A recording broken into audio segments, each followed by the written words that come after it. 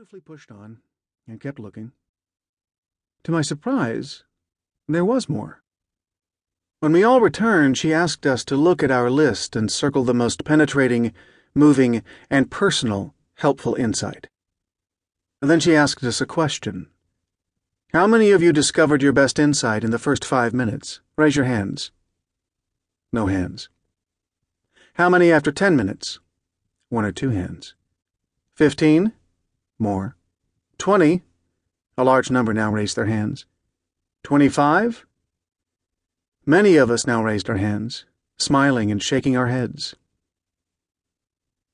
Those initial experiences with patient, inductive study of the biblical text changed my spiritual life. I discovered that if I spent the time and assumed the proper attitude of openness and trust, God spoke to me through His Word. They also set me on my vocational course by giving me the tools to help other people hear God's Word through the Bible. For nearly 40 years I've been teaching and preaching the Bible for people, but the basis for every talk, lecture, or sermon has always been what I learned in college about how to sit with a text and carefully plumb its depths. I still accept the authority of all of the Bible and love learning and teaching from all of it, but I first felt the personal weight of the Bible's spiritual authority in the Gospels, particularly in those conversations Jesus had with individuals. The skeptical student Nathanael, Jesus' bewildered mother, at the wedding feast, the religion professor who came at night, the woman at the well, the bereaved sisters, Mary and Martha, and many others. I suppose you could say that many of my own formative encounters with Jesus came from studying His encounters with individuals in the Gospels.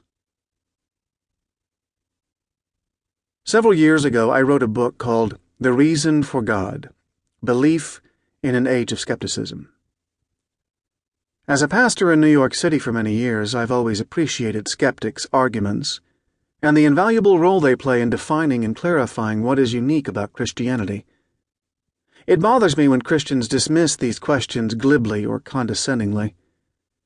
I remember very clearly the doubts and questions I brought to those Bible study groups back in college, and how grateful I was to have them taken seriously. I've seen that taking the time and effort to answer hard questions gives believers the opportunity to deepen their own faith while creating the possibility that doubtful people may become open to the joy of Christianity. So, I was delighted to be asked to speak for 5 nights to students, most of them skeptics, in Oxford Town Hall in Oxford, England in 2012. We agreed that I would explore encounters that individuals had with Jesus Christ in the Gospel of John. I felt this was a good choice for the setting because the accounts of these encounters reveal the core teachings and personality of Jesus in a particularly compelling way, as I had discovered personally so many years before. As I prepared to give the talks, it struck me that these encounters were apropos for another reason. In many of them we see Jesus addressing the big, universal, meaning of life questions.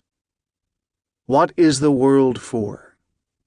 What's wrong with it? What, if anything, can make it right, and how? How can we be a part of making it right? And where should we look for answers to these questions in the first place? These were the big questions that everyone must ask, and that honest skeptics are particularly keen to explore. Everyone has a working theory about the answers to these questions.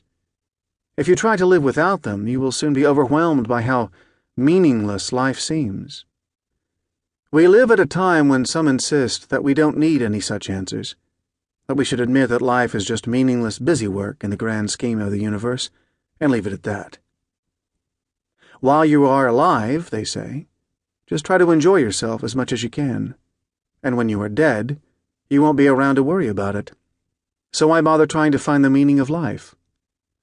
However, the French philosopher Luc Ferry, who, by the way, is in no way a Christian himself, in his book A Brief History of Thought, says that such statements are too brutal to be honest. He means that people who make them cannot really believe them all the way down in their hearts. People cannot live without any hope or meaning or without a conviction.